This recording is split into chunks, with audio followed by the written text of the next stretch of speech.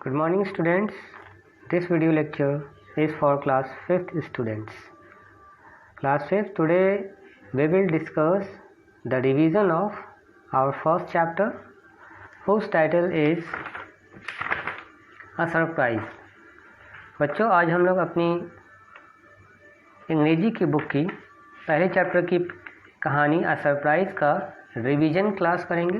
बच्चों, ये आप लोगों का रिवीजन क्लास है। जैसा कि हम सभी जानते हैं कि हम लोगों ने अपनी इंग्लिश लिटरेचर बुक का फर्स्ट चैप्टर कंप्लीट कर लिया है और बच्चों आज हम सब अपना रिवीजन करेंगे।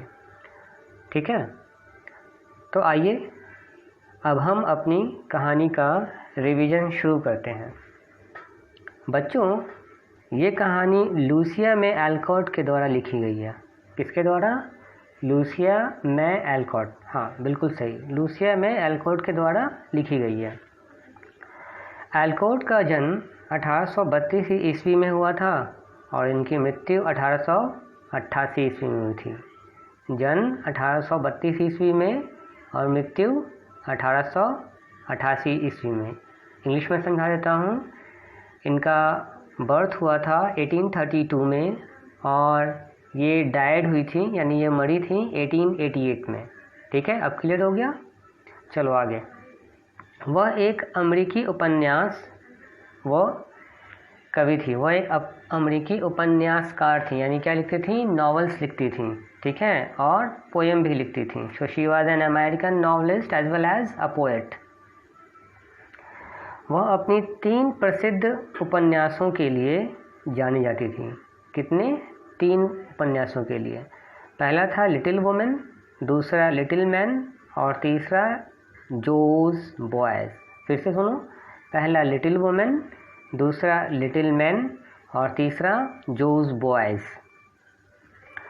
इनकी कहानियाँ फ्लोरा फेयरफील्ड व A.M. बैरनैड में भी प्रकाशित की गई हैं। लिटिल वुमेन में एल्कॉट ने अपने बचपन की अटखेलियों का चित्रण किया है। अटखेलियों कहने का मतलब ये समझ लो कि जो बचपन में हम लोग उछल कूद करते हैं, ठीक है, जो नॉटीनेस करते हैं, जो शरारत करते हैं, उन सारी यादों को इसने अपने इस बुक में लिखा था, इस नॉवेल में लिखा था, जिसका नाम था लिटिल वुमेन। एक दिन क्या हुआ? एक दिन जो सोफे पर बैठकर कुछ लिखने में व्यस्त थी। जो को बचपन से ही लिखने का बड़ा शौक़ था। अक्सर वो लिखने में इतनी ज़्यादा व्यस्त हो जाया करती थी कि अपने आसपास हो रही घटनाओं का उसे सूद भी नहीं रहता था। एकदम मशगूल हो जाती थी लिखने में, आसपास का कोई खबर नहीं, एकदम मशगूल, एकदम खो सी गई है। जैसे कैसे कोई काम करते करते या कोई कहानी पढ़ते पढ़ते हम लोग एकदम खो से जाते हैं, तो ठीक उसी तरह से जब ये लिखना शुरू करती थी तो इसे अपने आसपास का कुछ भी ख्याल नहीं रहता था, एकदम खो सी जाती थी।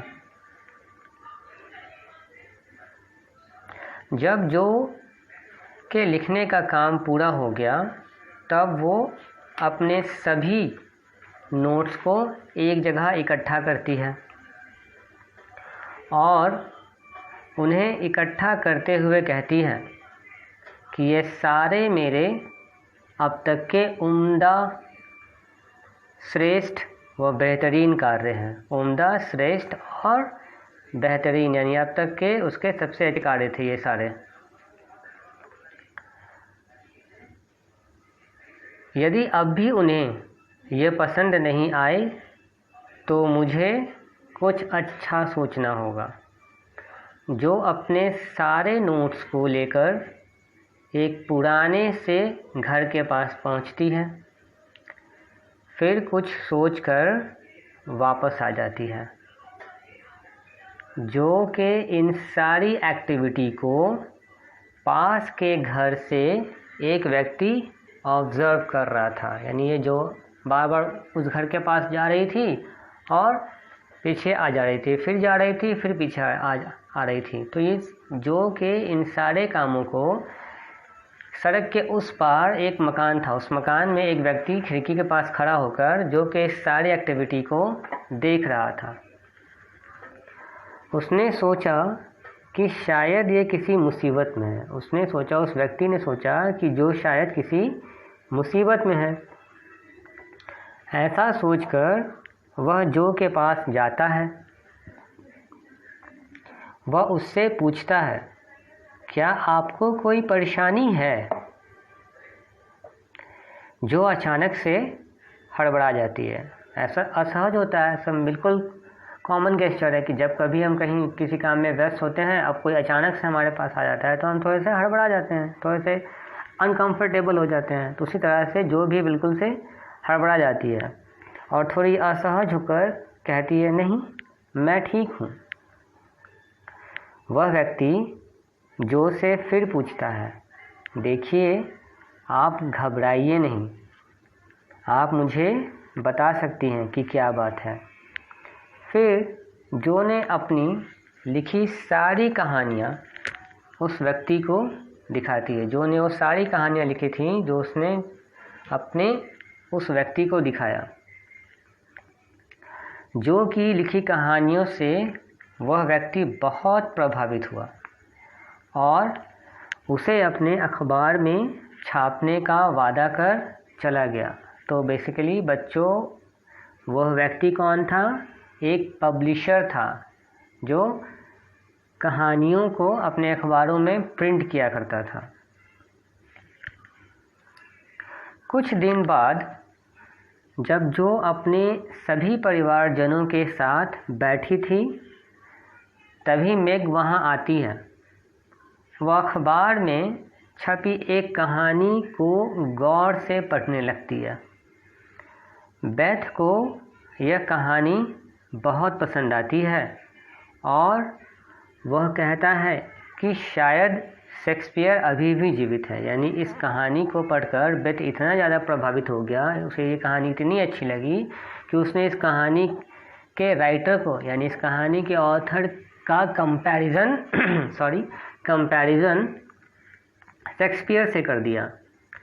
बातों ही बातों में उन्हें यह पता चलता है कि जो ने यह कहानी लिखी है, तो सभी चौंक जाते हैं कि इतनी अच्छी कहानी जो ने लिखी है।